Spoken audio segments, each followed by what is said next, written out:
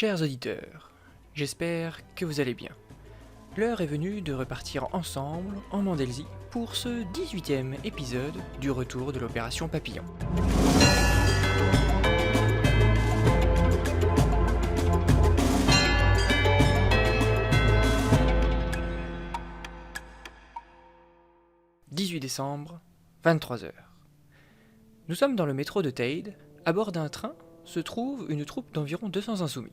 Leur objectif, gagner depuis le tunnel l'antique système d'égout passant sous la place Joseph VI. Puis, au moment venu, lorsque le signal aura été donné par les navires Femwitt stationnés au large de Teyde, envahir la place et délivrer Justine de Salamille.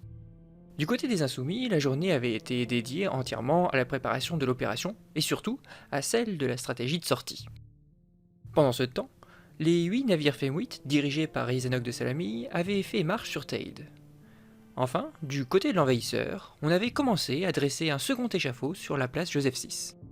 C'est sur celui-ci que Justine de Salamille doit être exécutée le lendemain. 23h10.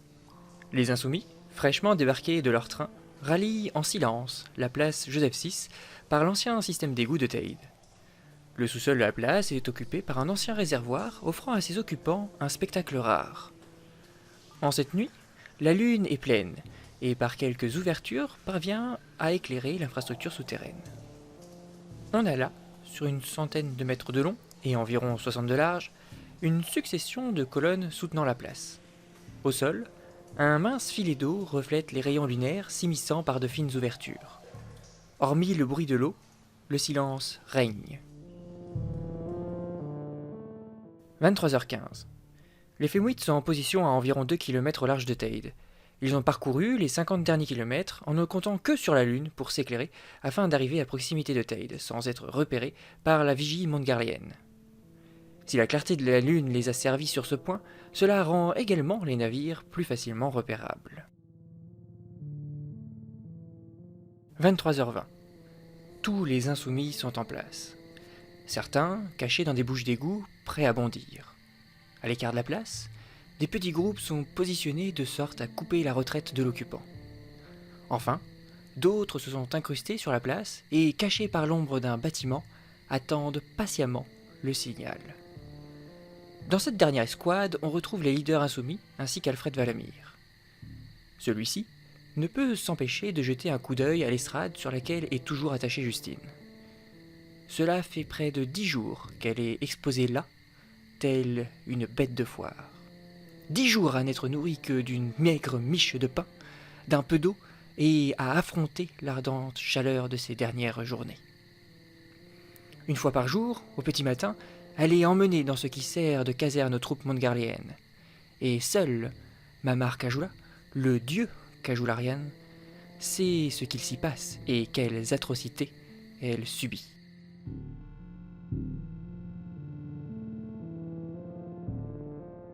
23h25.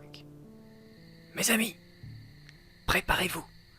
Le signal devrait être donné d'une minute à l'autre, murmure Alfred dans un petit talkie-walkie servant à communiquer avec les autres groupes disposés sur la place et aux alentours.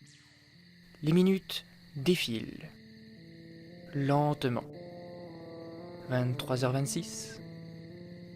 23h27. 23h28. 23h29. Soudain, un bruit de canon se fait entendre. Comme convenu, les Femwitt viennent de lancer l'assaut sur la marine montgarlienne et le port de Teyde. Il est 23h30. « À l'attaque !» crie de toutes ses forces Alfred, repris en chœur par les insoumis. En un instant, de tout le pourtour de la place, des femmes et des hommes jaillissent et l'envahissent. Ils tirent sur les soldats postés en faction avant même que ceux-ci aient le temps de répliquer. Dans le port de Teyde, la canonnade se poursuit et l'alerte est rapidement donnée. Les sirènes de la ville se déclenchent et mettent toutes les garnisons en état d'alerte. Les premières ripostes des canons montgarliens se font bientôt entendre dans toute la ville. Vainement, ceux-ci tentent d'atteindre les navires Femwitt. Hélas, ils sont bien trop éloignés pour souffrir d'un quelconque dommage. Sur la place Joseph VI, l'affrontement continue. Un temps surpris par l'assaut insoumis, les soldats montgarliens ont tôt fait de s'organiser et de reprendre leurs esprits. Ayant visiblement compris que l'objectif de l'insurrection est de délivrer Justine de Salamille, les soldats mettent toute leur énergie au service de la protection de l'estrade. Les insoumis ont néanmoins l'avantage de la stratégie. penser en amont. Ainsi, ils prennent progressivement le dessus. Les rebelles concentrent leur feu sur les gardes entourant Justine de Salamilly, tandis qu'un petit groupe s'occupe d'incendier ce qui sert de caserne aux troupes montgarléennes. L'objectif, balayer en un éclair les militaires présents sur la place, délivrer Justine et regagner le sous-sol avant que des renforts ne viennent. Au bout de quelques minutes, les troupes montgarléennes sont pratiquement vaincues, et une brèche dans la défense de l'estrade se présente. Alfred et quelques insoumis s'y précipitent pour défaire Justine de ses liens. Une fois déliée, celle-ci tombe. Ces derniers jours l'ont laissée dans un état dramatique. Incapable de se mouvoir, Alfred la prend dans ses bras. À cet instant, 2 dirigeables lourdement armés arrivent au-dessus de la place et ouvrent le feu, faisant fi des quelques soldats montgarléens restants. Les insoumis succombent, les uns après les autres. L'estrade semble cependant épargnée du fait de la présence de celle que le grand scan veut voir exécutée publiquement. Alfred et les quelques compagnons qui l'ont rejoint au milieu de la place sont horrifiés. En parcourant la place d'un regard, il remarque le corps inanimé de Mielin Leik, puis celui de Lucifer. Bibulgar accourt sur l'estrade. « Alfred, nous ne tiendrons pas. Ces dirigeables vont nous décimer. » « Mais que fou, Isadok !» peste Alfred. De manière inespérée, et comme une réponse à son invective, un obus atteint le premier dirigeable. Celui-ci explose et ses débris atteignent le second dirigeable qui, percé, s'écrase sur la place. Les insoumis profitent de ce chaos pour regagner les égouts.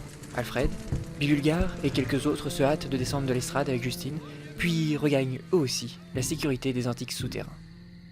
Avant de refermer la bouche d'égout, Bibulgar jette un coup d'œil à la place. Celle-ci est en flammes. Des dizaines de corps, de militaires et d'insoumis jonchent le sol. Les insoumis pressent le pas pour rejoindre la galerie du métro où est stationné le train qui doit leur permettre de quitter Teyde rapidement. Dans la fuite, Justine a perdu connaissance. « Il faut se dépêcher de rejoindre le train pour lui apporter des premiers soins », s'inquiète Alfred. « Vu le traitement qui semble lui avoir été infligé, elle n'aurait vraisemblablement pas survécu beaucoup plus longtemps dans cette situation, » observe Bibule. « Oui, nous ne pouvons échouer à la sauver, ne serait-ce que par respect pour tous ceux qui sont tombés aujourd'hui. » Quelques minutes plus tard, au nord de Teyde, dans la résidence particulière du colonel Kant, celui-ci fulmine. Il vient d'apprendre la nouvelle de la libération de Justine de Salamilly et l'incident de la place Joseph VI. Soudain, la sonnerie de son téléphone retentit. Toujours fou de rage, le colonel décroche. « Allô ? Colonel Kant, j'ai une information de la plus haute importance pour vous. »« Je vous écoute. » Les insoumis vont tenter de quitter Teyde par le rail. Sans remercier son informateur anonyme, le colonel convoque le lieutenant qui le seconde. Ordonnez à l'aérodrome de Teyde de lancer tous nos bombardiers. Faites-leur couper toutes les voitures de fer et détruire tous les trains qu'ils pourront voir. Tous ?